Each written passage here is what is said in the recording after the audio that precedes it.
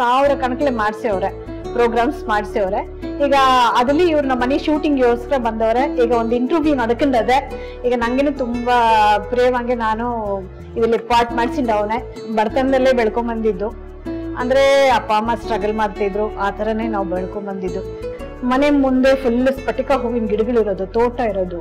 ಅಮ್ಮ ಒಂದು ಅಜ್ಜಿ ಇತ್ತು ಅಲ್ಲಿ ನಮ್ ಕಾಂಪೌಂಡ್ ಅಲ್ಲಿ, ಎಲ್ಲ ಕಟ್ಕೊಡೋರು, ತಗೊಂಡೋಗಿ ಬೀದಿ ನಿಂತ್ಕೊಂಡು ಮಾಡ್ಕೊಂಡ್ ಬರ್ತಿದ್ದೆ. ಏನಂದ್ರೆ ಒಂಥರ ಅಫೆಕ್ಷನೇಟ್ ಪ್ರೊಟೆಕ್ಟೆಡ್ ಫ್ಯಾಮಿಲಿ ತರ ನನ್ಗೇನು ಇರ್ಲಿಲ್ಲ, ಟು ಬಿ ಫ್ರಾಂಕ್. ನಾನು ಆ ಟೈಮಲ್ಲೇನೆ ಏನು ಅಂತ ಹೇಳಿದ್ರೆ ಮನೆಯಲ್ಲಿ ಫೀಸ್ ಕಟ್ಟಕ್ಕೂ ದುಡ್ಡು ಇರ್ತಿರ್ಲಿಲ್ಲ. ಬದುಕ್ಬೇಕಲ್ಲ, ಅದಕ್ಕೋಸ್ಕರ ಬದುಕು ಕಟ್ಕೊಳ್ಬೇಕಲ್ವ, ಅದಕ್ಕೋಸ್ಕರ ತುಂಬಾ ಸ್ಟ್ರಗ್ಲಿಂಗ್ಸ್ ಇತ್ತು ನಮ್ಗೆ. ಆದ್ರಿಂದ ಆ ಸ್ಟ್ರಗ್ಲಿಂಗ್ ಅಲ್ಲೂ ನಾನು BEd ಗ್ರಾಜುಯೇಷನ್ ಮಾಡ್ಕೊಂಡೆ. ಏನು ಇಲ್ಲ ಅಂದ್ರೆ ನಾನು ಇವತ್ತು ಕೆಲ್ಸಕ್ಕೆ ಹೋಗಲ್ಲ ಅಂದ್ರೂ ಮನೇಲಿ ಕೂತ್ಕೊಂಡು ಒಂದು 3 ಟೈಮ್ ಊಟ ಮಾಡೋಕ್ಕಾದ್ರೂ ನಾನು ಒಂದು ಸೇಫ್ಟಿ ಮಾಡ್ಕೋಬೇಕು ಲೈಫಲ್ಲಿ. ಈ ತರ ಒಂದು ಪ್ಲಾನ್ಸ್ ನನಗೆ ಆಗಿಂದಾನೇ ಇತ್ತು.